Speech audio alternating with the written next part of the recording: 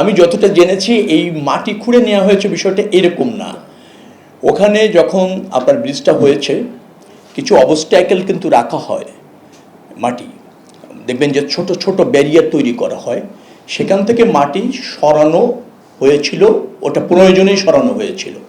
কিন্তু পরবর্তীতে দেখা যাচ্ছে যে না, এই সরানোটাকে অন্যভাবে দেখছে না, ইতিবাচকভাবে দেখা হচ্ছে না। ওখানে কিছু যেটাকে বলা হয় এটা কনস্ট্রাকশনের অংশ হিসেবে থাকে, কিন্তু দীর্ঘদিন ওটা সরানো হয়নি, এবং ওইটা দিয়ে একটু উঁচু জায়গা হয়ে যাওয়ার পর ওখান থেকে আবার মই দিয়ে কিছু কিছু জিনিস চুরি হয়েছে বা হওয়ার উপক্রম হয়েছে, যার ফলে সার্বিক বিবেচনা ওটা সরানো হয়েছিল।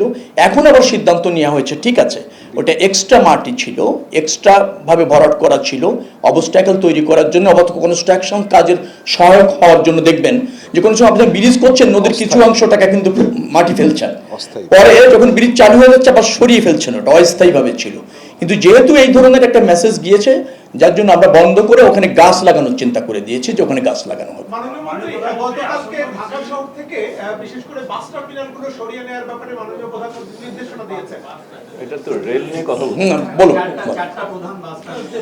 বাস স্ট্যান্ড সরানো না, আমি একটু কারেকশন করব, আমি বুঝেছি আপনার প্রশ্ন। বিষয়টা হচ্ছে আমাদের ডিপো, যেমন ধরেন গ্যাপ, একটা বাস স্ট্যান্ডে 12 ঘন্টা 18 ঘন্টা 24 ঘন্টা থাকছে, আমরা মনে করছি যে ডিপোতে বাস থাকবে, সে ছাড়ার কিছু আগে আসবে, এসে সে প্যাসেঞ্জার নিয়ে বাস স্ট্যান্ডের যে ইউজ সেটা হবে। কিন্তু দিনের পর দিন ঘন্টার পর ঘন্টা বাস স্ট্যান্ডে থেকে যে যানজট তৈরি হচ্ছে, যে অব্যবস্থাপনা তৈরি হচ্ছে, ওইটার পরিবর্তন চাচ্ছি। যেমন ধরুন মহাখালী বাস স্ট্যান্ড থাকছে আপাতত, এটা স্থায়ীভাবে সরানো হবে উত্তর একটা জায়গায়, সেখানে 50 বিঘা জায়গা একবার করে একটা সিদ্ধান্ত নেওয়া হয়েছে।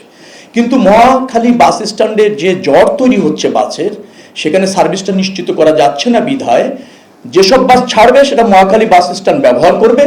অতিরিক্ত যে সমস্ত বাস ছাড়ার জন্য ধরেন সে হয়তো 12 ঘন্টা তাকে অপেক্ষা করতে হচ্ছে, তারপর সে টিপে যাবে, সে 12 ঘন্টা মহাখালী বাস স্ট্যান্ডে অপেক্ষা করতে পারবে না, সে 300 ফিটের আমাদের ওখানে একটা জায়গা নির্ধারণ করা হয়েছে টেম্পোরারিভাবে, ওখানে ডিপো হিসেবে ব্যবহার করবে।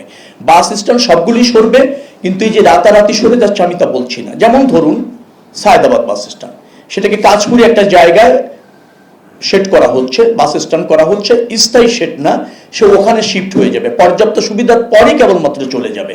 এখন ডিপো হিসেবে ব্যবহার হবে, শুধুমাত্র ওই স্ট্যান্ড থেকে যে বাসগুলি দ্রুততম সময় সারবে একটা নির্দিষ্ট টাইম ওই স্ট্যান্ডে থাকবে, বাকি টাইম সে ওই পাশের ডিপোতে গিয়ে থাকবে। এটা হচ্ছে সিদ্ধান্ত। আমার মনে হয় আমি বুঝাতে পেরেছি।